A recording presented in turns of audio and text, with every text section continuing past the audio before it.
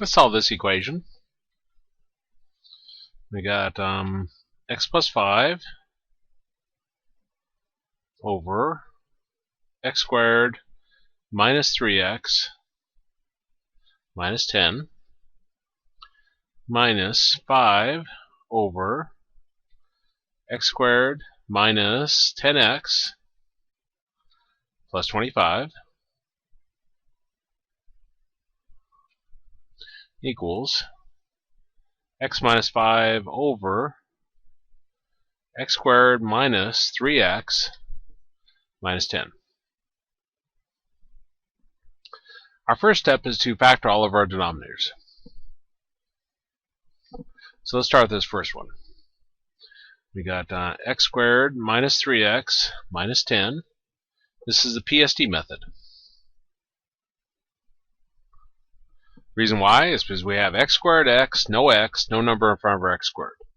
So we take the number at the end, ignoring the sign, and we come up with our three columns. The P is a product. This is all the numbers multiplied together to give you 10. So we got 1 times 10 and 2 times 5. The S stands for sum. We're going to add these numbers together. 1 plus 10 is 11. 2 plus 5 is 7. D stands for difference. We'll subtract them. 10 minus 1 is 9. 5 minus 2 is 3.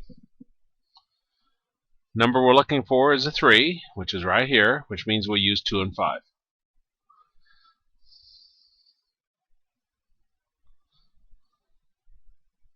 Okay, now our larger number that we're using in the P column, which is the 5, will always be the same sign as the middle term, which in this problem was negative. The number we circled is in the difference column, D for different signs, means one will be positive, one will be negative. Since the 5 was negative, then 2 has to be positive. So this factors as x plus 5 over x plus 2, x minus 5. Minus 5 over something. Let's factor this. So we got x squared minus 10x plus 25. It's again the PSD method, because we have x squared x, no number in front of our x squared. So we'll take our number at the end and we'll create our three columns. In the P column, P stands for product. We'll list all products give us 25. We've got 1 times 25 and 5 times 5.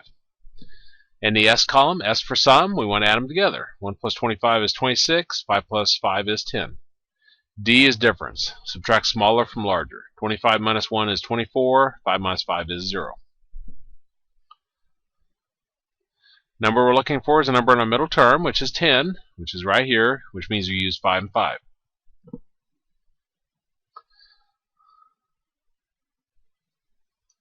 Now our larger number in the P column, and they're both the same, so you can choose either one. I'll choose one of the 5s.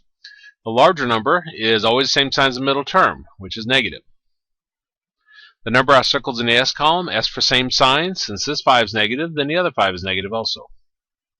So this factors as x minus 5 times x minus 5 equals x minus 5 over, and this denominator here is the same as our first one, so this is x plus 2, x minus 5.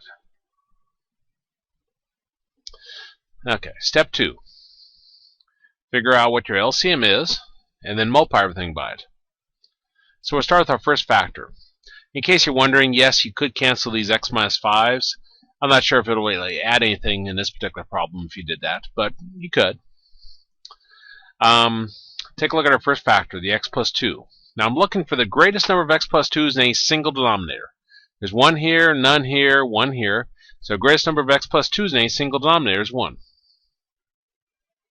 Now go to my next factor, the x minus 5. I'm looking for the greatest number of x minus 5's in a single denominator. There's 1 here, 1 here, 1 here. So, or wait a minute, 1 here, 2 here, and then 1 here. So the greatest number of x minus 5's is 2. So I'm going to have 2 of those. And then our, is that everything? I guess that's everything. Okay, so that's our LCM.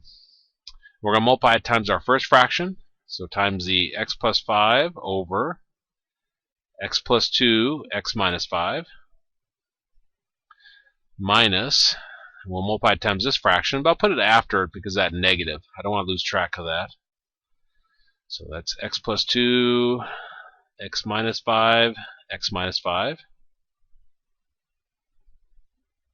equals, and then we'll multiply it times this fraction.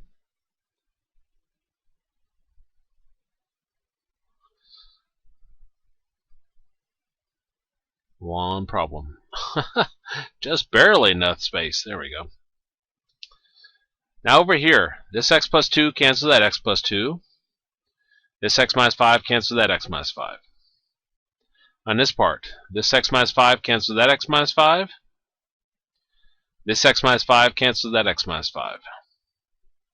Over here, this x plus 2 cancels that x plus 2. This x minus 5 cancels that x minus 5. So let's write down what we have left. So right here we got x minus 5 times x plus 5. Minus 5 times x plus 2. And over on the right side we got x minus 5 times x minus 5. Well, let's go ahead and multiply them together now. X times x is x squared. X times 5 is 5x. Negative 5 times x is negative 5x. And negative 5 times 5 is negative 25. Now here we'll use the distributive property. Negative 5 times x is negative 5x. Negative 5 times 2 is negative 10. Equals x times x is x squared. X times negative 5 is negative 5x. Negative 5 times x is negative 5x. And negative 5 times negative 5 gives you a positive 25. Well, combine together like terms. 5x minus 5x drops away, so we got x squared minus 5x. Negative 25 and negative 10 is negative 35. Over on this side, we have our x squared. Negative 5x is negative 10x plus 25.